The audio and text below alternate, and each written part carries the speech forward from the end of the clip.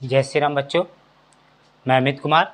आज हमारे वीडियो में कक्षा 9 के रेखा और कोण हमारा अध्याय चल रहा है, 6वां अध्याय गणित में, और उसका आज भाग 3 है।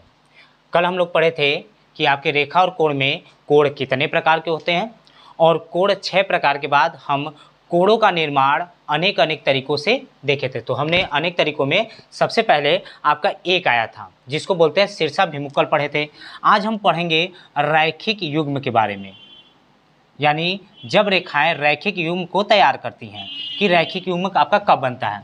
रैखिक युग्म का मतलब ये होता है कि जब किसी सीधी रेखा पर कोई एक निश्चित बिंदु पर केवल दो कोणों का निर्माण होता है।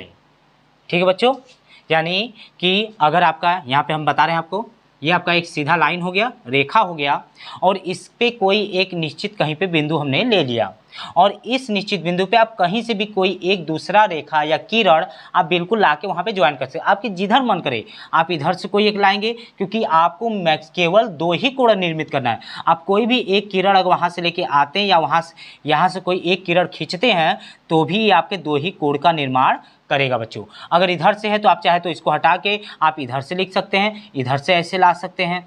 ठीक है, आप इसको ऐसे नहीं लाना चाहते तो आप कहीं यहाँ से ऐसे ला सकते हैं। मतलब कि कहीं से भी इस बिंदु से आप कोई भी एक अगर खींचते हैं तो केवल आपके दो कोण ही बनने चाहिए, यानी रैखिक युग्म में केवल दो कोण से अधिक या दो कोण से कम नहीं होना चाहिए।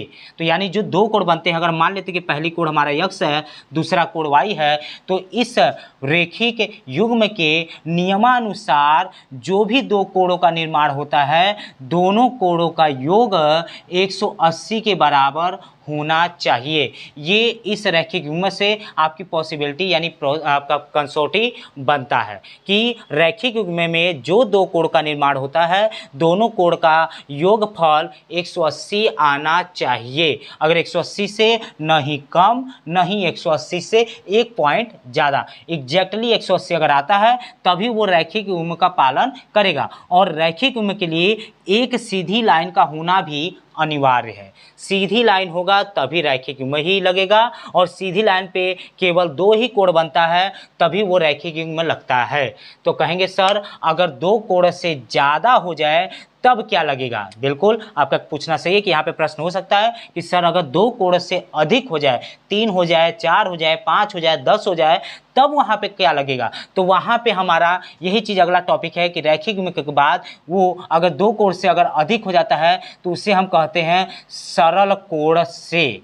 यानी सरल कोण एक जब किसी सीधी रेखा पर कोई एक निश्चित बिंदु पर केवल नहीं, दो कोण से अधिक,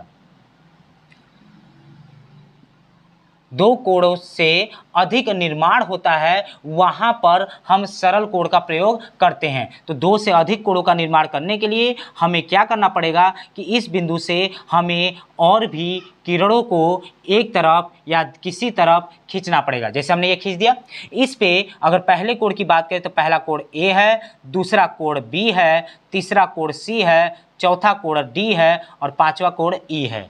तो सरल कोण भी क्या कहता है कि आपके एक सरल रेखा पर निश्चित बिंदु पर जितने भी कोण, दो कोणों से अधिक जितने भी कोण आपके निर्मित होते हैं, उन सभी कोणों का योग भी आपका कितना होना चाहिए बच्चों, 180 ही आना चाहिए।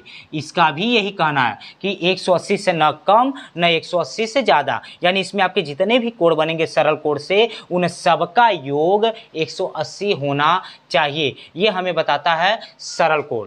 ठीक है बच्चों, तो इसी तरीके से हम लोग क्या कर सकते हैं, सरल कोण के बारे में जान गए। अब हम लोग क्या करेंगे कि रेखा और कोण में, जो कक्षा 9 के बुक हैं एनसीईआरटी, इसमें रेखा और कोण में आपके पहले टॉपिक इतना ही थे आपके, और इसके बाद आपका क्या आता है कि इसके अभ्यास प्रश्न आएंगे। जैसे कि हमारे पास किताब है, हम किताब में देख लेते हैं, अगर कोई आपके टॉपिक इसमें छूटती है तो हम आपको वो चीज़ अभी बता देते हैं। तो पहले आपका जो आता है केवल सरल कोड तक आपका दिया गया है। इसमें सरल कोड से देख रहे हैं कि ज़्यादा इसमें कुछ है उसके आगे दिया नहीं गया है। आपका एक शीर्षाभिमुख कोड था और सरल कोड और रैखिक युग्म, यानी 3 कोडों के युग्म ही आपके इसमें दिए गए हैं, इससे ज़्यादा आपका दिया नहीं गया है। ठीक है बच्चों, एक आता है आपका संलग्न कोड। संलग्न कोड भी एक होता है, संलग्न कोड। संलग्न कोड क्या होता है? संलग्न कोड का मतलब कि 2 ऐसे कोड जिसका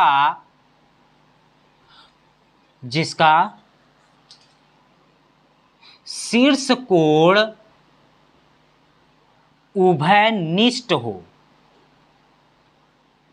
यानी 2 ऐसे कोड जिसका शीर्ष कोड उभयनिष्ठ हो, यानी कि एक ही बिंदु से अगर कोई एक रेखा आपने खींचा है तो इसी बिंदु से ही आपको 2 कोडों का निर्माण करना पड़ेगा। यानी ये इसका शीर्ष कोड है और इसी से आप अगर 2 कोडों का निर्माण करते हैं जैसे ए और बी, तो यही दोनों कोड ए और बी जो हैं ये संलग्न कोड में आते हैं। संलग्न कोड में यानी कहा जाए सटे हुए, आपस में सटे हुए 2 कोडों को हम लोग संलग्न कोड कहते हैं।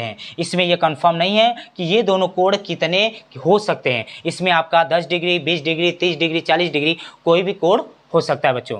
तो आज के लिए हमारा थोड़ा वीडियो छोटा है, लेकिन हमें जहाँ तक लगता है कि आपका पर्याप्त है। अगर आप इतना और पीछे की वीडियो को आप फिर से एक बार देख लेंगे तो कल हम जब इसका अभ्यास प्रश्न आपको कराएंगे तो आपके लिए ये सुविधा हो जाएगा कि आप इसमें से उस चीज़ों को देखकर समझ सकेंगे। तो मेरा ये कहना है कि आप इसको अच्छे से रिविजन कर लीजिए, पीछे की वीडियो भी आप 1 बार और 2 बार और देख लीजिए, जिससे कि कल हम जब अभ्यास आपके सामने लगाएं तो आपको वो अच्छे से समझ में हो जाए। ठीक है, धन्यवाद।